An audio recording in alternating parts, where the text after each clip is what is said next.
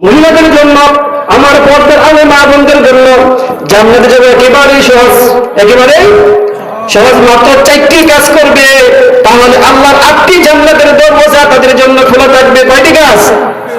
আল্লাহ রাসূল বলেন, আল মারআতু ইযা সাল্লাত খামসাহা ওয়া সামাত শাহরাহা وأحصنت فرجها وأطاعت بعلها। কয়টি কাজ? 4টি কাজ। প্রথম নাম্বার কাজ হচ্ছে আল মারাতু ইযা সাল্লাত খামসাহা, 5 ওয়াক্ত নামাজ আদায় করবে। আমার মা ও বোনেরা, কত নামাজ? 5 ওয়াক্ত নামাজ আদায় করবে। তাহলে আল্লাহ রাব্বুল আলামিন ওই মার জন্য, ওই বোনের জন্য আল্লাহর জান্নাতের দরজাগুলো খুলে রাখবেন। বলেন সুবহানাল্লাহ। আমার একটি ঘটনা মনে পড়েছে, আমার কোনো বানোয়াট ঘটনা নয়।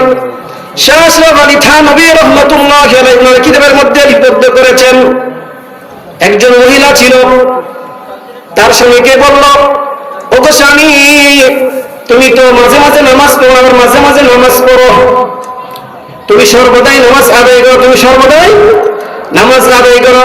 কিন্তু স্বামী বলে, ওগো আমার স্ত্রী, আমি তো গরমকালে নামাজ আদায় করি, শীতকালে নামাজ আদায় করি, গরমকালে নামাজ আদায় করি, শীতকালে নামাজ আদায় করি না।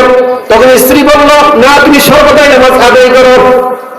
ঘটনার চক্রে ওই মাসের মধ্যে আমাদের গ্রামের মধ্যে একটি মাহফিল হচ্ছিল, যেমন আজকে উম্মুল কোরআন মাদ্রাসার মধ্যে মাহফিল হচ্ছে। প্রতিটি গ্রামের মধ্যে, প্রতিটি ঘরের মধ্যে হ্যান্ডবিল গেছে না?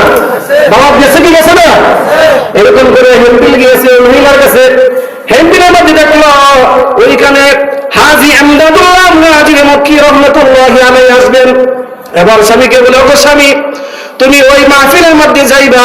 তখন স্বামী বলে, আমি ওই মাহফিলে যাইতে পারবো না। স্ত্রী বলে, কেন যাইতে পারবা না? যখন হুজুর বয়ান করবে, অবশ্যই নামাজের বয়ান করবে। আমি তো শীতকালে নামাজ আদায় করি না, আমি তো গরমকালে নামাজ আদায় করি। তখন স্ত্রী বলে, না, তুমি যাইবা। বিড়াবিড়ি আরম্ভ করেছে। এক পর্যায়ে স্বামী বলে, ঠিক আছে, আমি যাইতে পারি, একটা শর্তে যাইতে পারি। কয়টা শর্তে?